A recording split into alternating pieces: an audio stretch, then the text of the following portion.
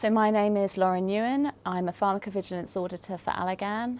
I've been in the industry for 12 years, 5 of which have been in auditing, and I'm here today to talk about pharmacovigilance audit and the impact that Brexit has had upon it. So currently we're auditing against the new pharmacovigilance legislation which came into force in 2012. This legislation makes pharmacovigilance audit activities a legal requirement. The requirement sits within EU law, but it does apply to global PV systems if they manage safety for products that are authorised within the EEA. GVP Module 4 defines the requirements for pharmacovigilance audit and how they should be met and conducted. GVP Module 4 talks about risk-based audit planning. So this is looking at the strategical level planning, tactical level planning and operational level planning. So from a strategical level plan, we're looking at the audit universe, all of the elements which should be included for auditing. This will be for marketing partner audits, for vendor audits, pharmacovigilance system audits and for subsidiary audits. From the tactical point of view, this is the annual audit plan. So this is defining which audits will be conducted over a defined time period. And this will be based upon what has come out of your strategic level planning. We then have the operational plan, and this will be the audit plan for that individual audit, defining what will be looked at during the audit, any samples that will be taken, and what will be included as part of the scope of the audit. It talks about governance. So this is the management support of the audit programme, ensuring that the audits are conducted according to the risk-based audit plans. And the QPPV involvement, so the option that they can request audits if they identify certain risks. GVP Module 4 also talks about the audit reporting and follow-up, so ensuring that an audit report is issued, that observations are defined according to different classifications, critical, major and minor. It says that we need to have timelines by which we issue the audit reports and that they should be distributed to management within the marketing authorisation holder. It talks about follow-up of the audit reports, ensuring that we have corrective and preventative actions to address those audit findings, and ensuring that we follow up to make sure that those actions are completed and that we verify and review documentation.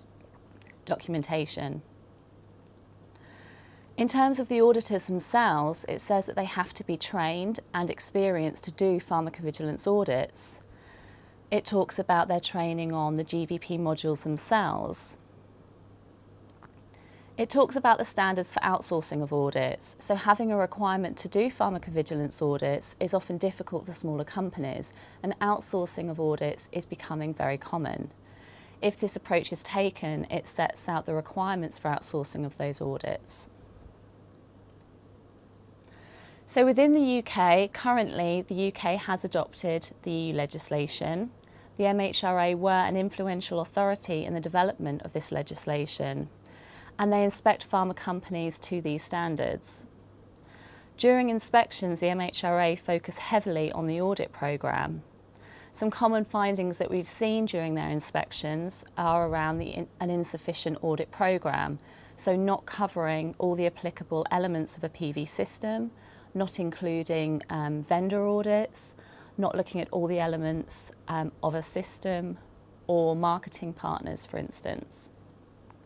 Another finding we often see is around poorly trained or unqualified auditors. So not being trained in pharmacovigilance, not having the relevant experience, having GMP or GCP auditors doing pharmacovigilance audit without the relevant training and expertise.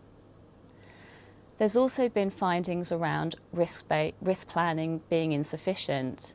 So not having a risk tool or looking at the audits to identify those with the higher risks. They also like to see documentation of this, so being able to demonstrate why certain audits have been selected. Some of the most experienced PV auditors do sit within the UK as a result of the high standards of the agency. So what happens post-Brexit? So at the moment, honestly, no one knows. we conducted a small survey to understand the concerns and opinions of some of our colleagues. So the questions that we asked were, firstly, which country are you based? Secondly, are you employed by a pharma company, CRO, or an independent consultant? Is your role within PV audit or another area of PV?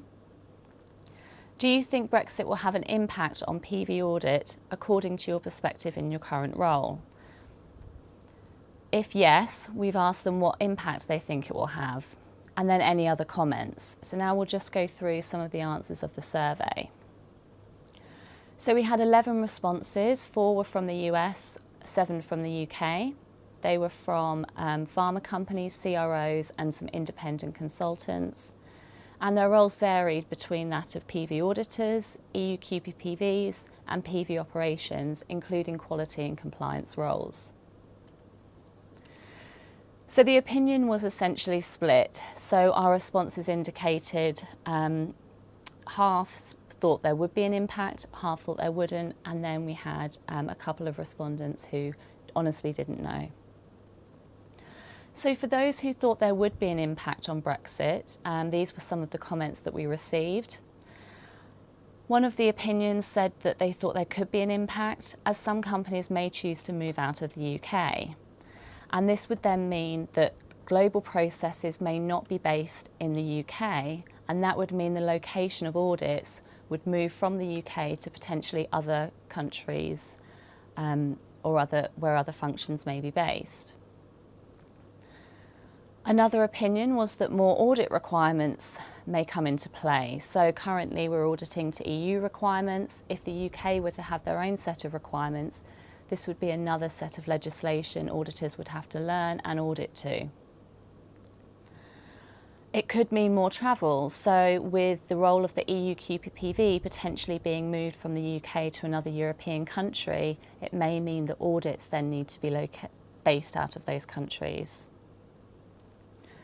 Someone said that they only see an impact if we don't adopt the EU legislations into our statutes. So again, if we create our own set of legislation and don't fall in line with the EU requirements. Someone has said there are so many unknowns. It could take over 20 years to see the impact. There has been a concern that compliance will slip. So the MHRA has a very high standard of inspections and the detail that they go into. There's a concern that without this set of requirements for the MHRA to inspect against, that companies won't then have to implement corrective and preventative actions as a result of their inspections. The last comment we had was that once the UK figures are out, if it will still follow the EU legislation or their own requirements again. So another concern around whether the UK will have their own set of requirements that will be different to the EU requirements. So for the comments that we had around there being no impact, I think we've seen that in the short term they feel there'll be no impact. Audits need to continue, the legislation is still in place, and we still have the same requirements we need to follow. But perhaps in the longer term we may see this change. Another comment was that it's likely that the UK will adopt the EU legislation, and so for PV auditors nothing really will change. Other comments we've seen are potential changes to the EU legislation if the MHRA aren't involved. So as the MHRA are very key in providing input to the legislation, we may see changes there. Again, the potential move of the EU QPV in their location. And the last comment we had was it depends on the nature of Brexit. So if we join the EEA, then we won't see as many changes within our requirements for audit. So final thoughts that we have. So as with everything Brexit, no one is quite sure of the impact yet. Within the EU, PV audit will continue according to the legal requirements. Since the MHRA was so instrumental in developing the legislation, it seems likely that national requirements will essentially mirror those in Europe, and perhaps with some national nuances. So we do quite often hear that the MHRA have requirements they've been trying to push to get into the GVPs, so this may be a chance where they can define some of those expectations more clearly. There is already a question as to what will happen to EU-based QPPVs. Will this then translate to UK-based auditors? So will they also need to relocate to the EU countries? Will the EU consider them qualified to audit against the EU requirements in the future? So there are a few final outstanding questions there. Ultimately, though, we will just have to wait and see.